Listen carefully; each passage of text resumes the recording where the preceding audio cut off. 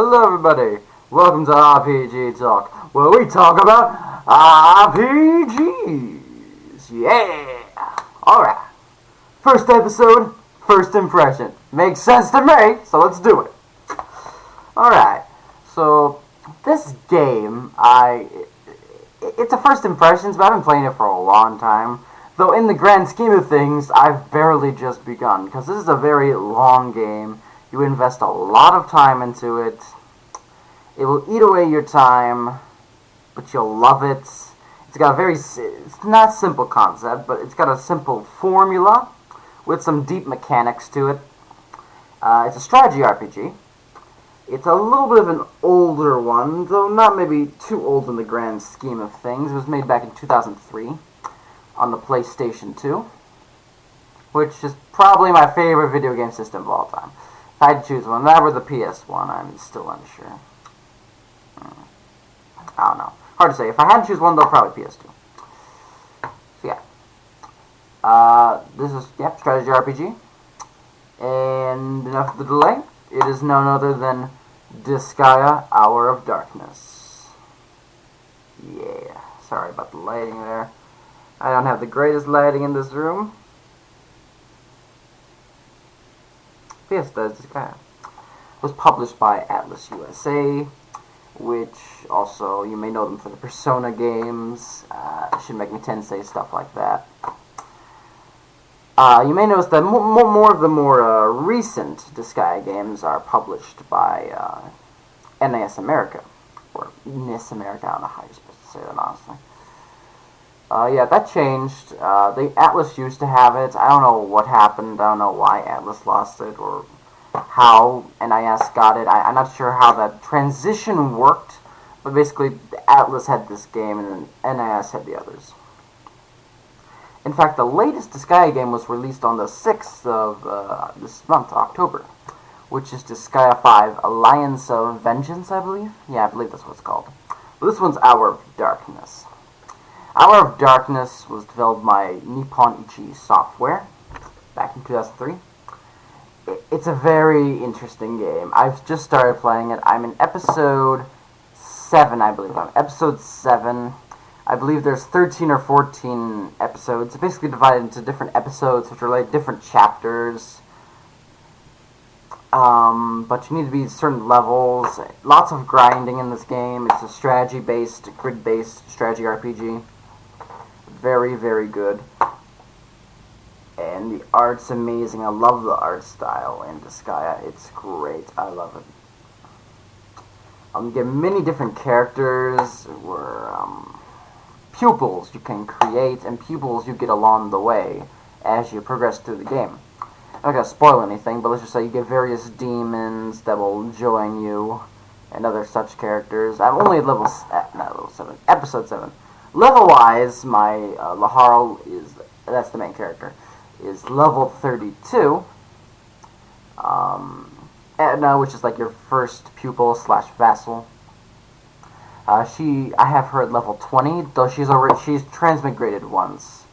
And transmigrated is when you can like go back to level 1, but you can improve your stats. So when you level up, when you're transmigrated, you level up faster, but you also level up and you get more bonuses in your stats and you become more powerful. So it's really good to do that. At first, I didn't even know what that was for, and I found out along the way, after I tried it, basically. It does cost, depending on the character, it costs a bit of mana, which is like you get as you defeat enemies. There's two. There's Hell, HL, which is like your money currency. I know, kind of funny, because it does take in a place called the Netherworld. And I'll go into the story in a little bit. Yeah, gameplay is really cool, though. Yeah, I have various characters at different levels. I have like 16, 17, maybe 18 different characters. Pretty much all our human classes. I think I have 3 monster characters. Used to have more, but they kind of became useless after a while, so I got rid of them. I kept the important ones. So yeah, that's why I only have 3. The story of Disgaea, basically, you are the prince of the Netherworld called Laharl, the demon prince. Basically, you've been in like this sleep for 2 years, and your father, King Krzyzewski, I believe, King Krzyzewski, died 2 years ago after kind of funny how he died. He died by choking on a pretzel. Yeah, kind of interesting way for a demon lord to die, but that's just how it happened. Basically, while he was asleep, various demons have basically climbed to the upper pedestals or upper placements of the throne, and are basically seizing control. And Harl has to put a stop to him to reclaim his throne. And as he wakes up, she's actually the only reason he gets up, and you meet various characters along the way on your journey to becoming the Overlord. Did I say Demon Lord earlier? I meant Overlord. Demon Lord's like Demon Diary. That's a little different. That I don't know how I got those two. Actually, I know how I got those two mixed up. They have similar stories about becoming Overlords or Demon Lords, as they're called in Demon Diary.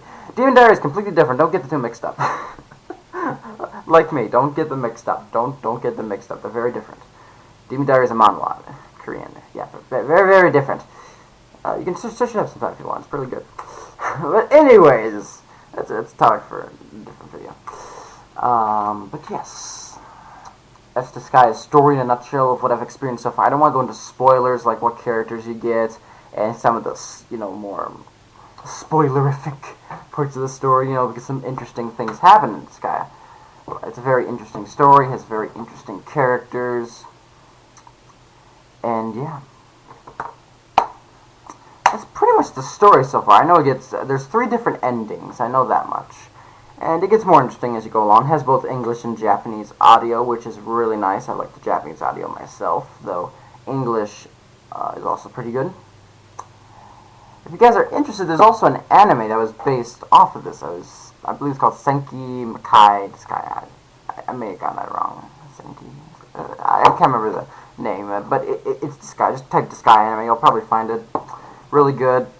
It's a good anime. I've watched a little bit of it. Follows the story pretty well. If you like the game, I'd definitely recommend the anime. If you haven't played the game and watched the anime, that's a good way, I guess, to introduce yourself, without spending a lot of money or anything.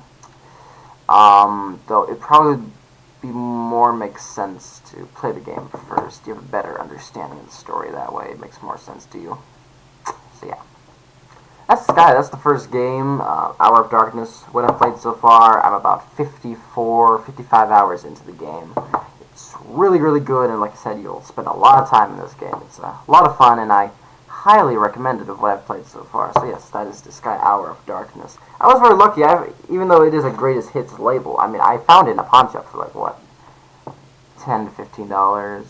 It wasn't that expensive. It really wasn't. Funny enough, it's actually pretty rare to find the original Disgaea in the pawn shop. So, yeah, I've had no problems. This works fine.